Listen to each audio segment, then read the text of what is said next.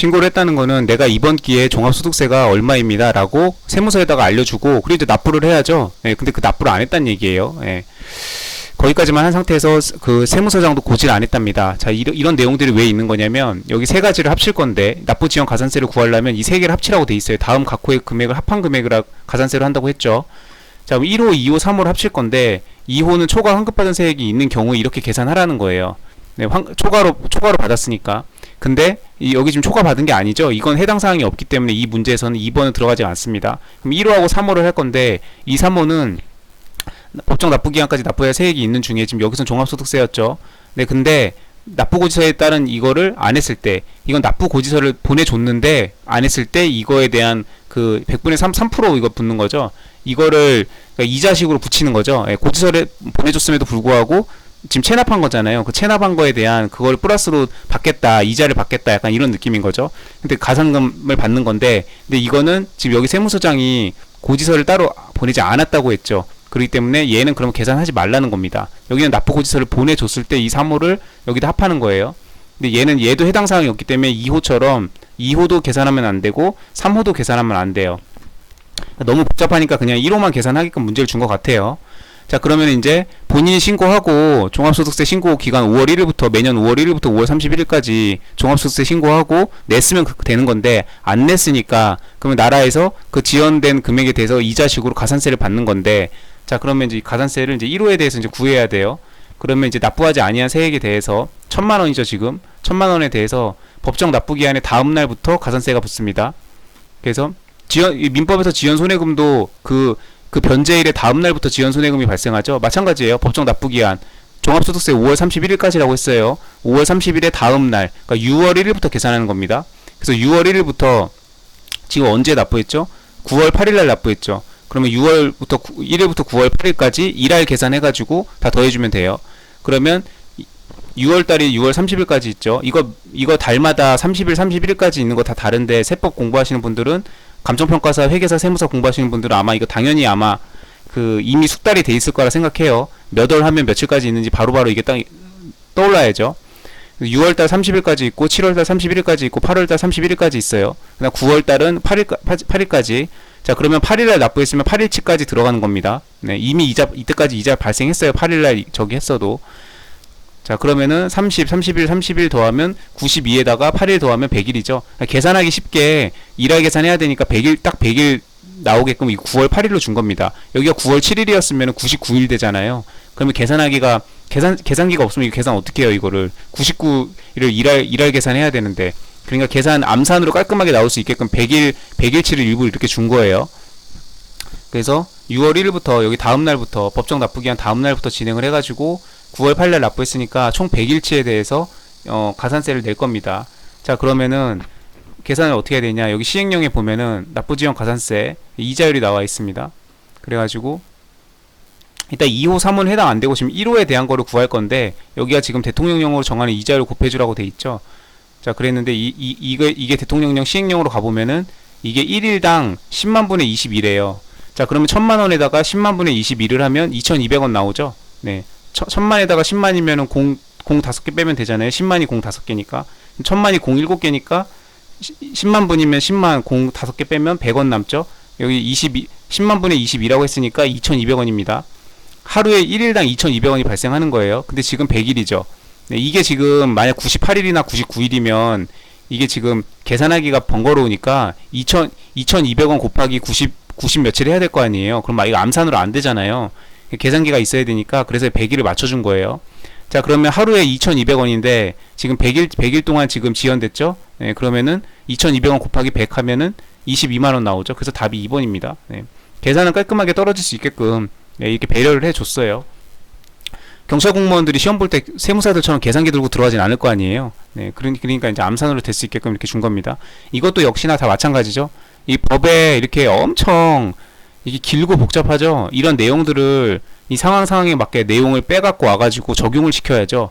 그래서 이게 얼만데 이렇게 고객이 물어봤을 때 세무사들은 이런 걸 구해줘야 되잖아요. 그러니까 이런 식으로 이렇게 법령을 적용하는 하는 거다는 거.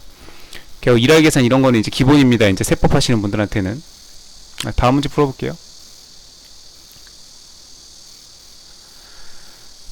국세기본법상 벌칙 등에 관한 설명으로 가장 적절한 것은 세무공무원이 그 직무와 관련하여 금품을 수수하면 징계 절차에서 징계 부과금, 그쵸? 징계 부과금. 이거는 그 국가공무원법이랑 이런 거 공무원 시험 준비하셨던 분들 다 행정법 공부할 때 일단 나오는 거죠. 네, 징계 절차에서 금품 수수액의 3배가 아니고 5배입니다. 틀렸고요.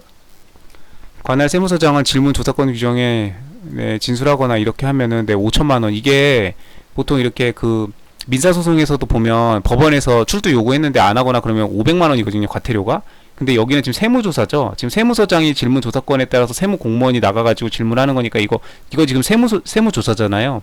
그래서 그런지 이게 거짓으로 진술하거나 아니면은 대답을 회피해 이렇게 기피해 세무조사를. 이러면은 과태료가 엄청 세죠. 500이 아니고 5천입니다. 5천. 그래서 이게 되게 조금 숫자가 웬만하면 과태료가 이렇게 민사소송에서도 법원 명령에 따르지 않는 경우에 500이고 이런데 그 엄중한 증인으로 나오라고 그랬는데 안 나오거나 그런 거 회피했을 때 과태료가 끼케야 500이거나 아니면 그 밑인데 이건 5천이에요. 그래서 굉장히 이게 조금 이게 맞는 겁니다. 이게 답이 2번일 거예요. 이거 7번 2번이죠. 이게 5천만 원이거든요. 이게 그래서 이게 좀 굉장히 특이하다. 그 세무조사이긴 세무조사구나. 그래서 5천씩이나 과태료가 된다는 거 어마무시하죠.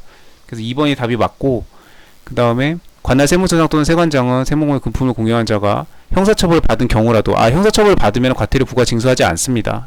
형사처벌 했으니까 과태료까지 하진 않아요. 이건 입법 정책의 문제이겠죠. 이거는 정하기 나름이니까. 아무튼 형사처벌을 받으면 과태료는 더 이상 하지 않습니다. 그래서 틀렸고, 국세청장은 따라 알게 된 과세 정보를 타인 제공 누설, 이게 비밀 엄수 금지 위반했다 이거죠.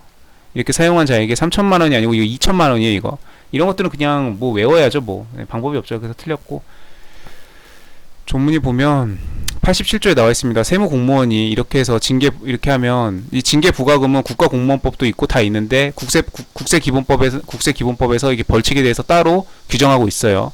그래서 5배입니다. 징계 부과금이. 요구하여야 한다라고 돼 있죠. 기속행위예요. 하고 안 하고 자율 재량이 없습니다. 무조건 징계위원회에다가 징계 요구해야 돼요. 그리고 5배 이내, 이게 5배라는 거. 여기도 5천만 원이죠. 다 5죠. 5배 5천만 원. 그 다음에 2배 이상 5배 이하. 그러니까 여기 다 5배, 5천만 원, 5배. 요거 이렇게 기억해주면 좋겠죠.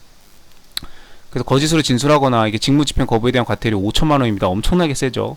그 다음에 형사처벌을 받은 경우에는 부과하지 않고 이렇게 받으면은 과태료 부과를 취소합니다. 형사처벌 받으면. 나중에라도 과태료는 취소해줘요. 없애줘요.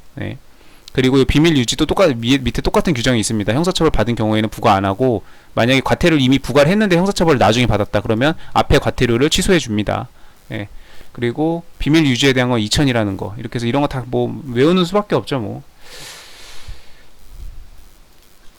8번 국세부과의 원칙과 세법 적용의 원칙. 명백히 법령 위반, 선례가 반복되었다 하더라도 위법한 행위에 대해서는 그걸 요구할 수가 없죠.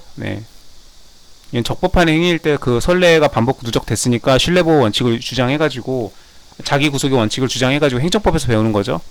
한 건데 그거는 이게 법령이 위법한 행위에 대해서는 그런 거는 인정되지 않는다. 맨날 객관식에서 단골 판례죠. 받은 건 인정되지 않는다. 맞고요. 정부는 납세자의 장부 기록 내용과 다른 사실 또는 장부 기록에 누락된 것을 조사해서 정했을 때는 정부가 조사한 사실과 결정서에 적어야 하며, 조문 내용이긴 한데 그건 당연한 내용이죠. 당연히 이렇게 쓰면 근거를 적어야죠. 그러면 당연한 내용이고, 처분을 할 때는 문서로 해야 되고, 문서에다가 처분 근거를 다 적시를 해야 되잖아요. 행정법의 기본적인 내용들이고, 세무도 마찬가지죠. 행정법의 특수한 적이죠. 특허처럼. 특허, 세무, 노무 다 행정의 특수한 적이들이죠. 적어야 하며, 이 경우 대리인은 구술로 결정서 열람 또는 복사를 요구한다. 이거 맞습니다. 이게 보통 이런 거 열람 또는 이런 거를 서면으로 해야 되는 거 아닌가? 보통 그렇게 생각을 하는데, 이건 구술로 가능해요. 구술로 가능한 경우도 있죠. 민사집행법에도 많이 나오죠. 말로 할 수 있는 경우. 이런 것도 정확하게 알아둬야 됩니다. 반드시 뭐든지 다 행정기관에 대한 요청이 다 서면으로 이루어지는 건 아니다. 구술로도 할 수 있는 경우도 있다. 말로도. 그래서 이거 맞는 거고.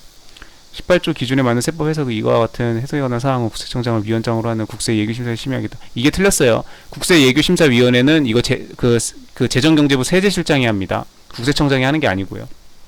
세제실장 되게 파워 어마어마한 재정경제부에서 저기 한 사람이죠. 아무튼 국세청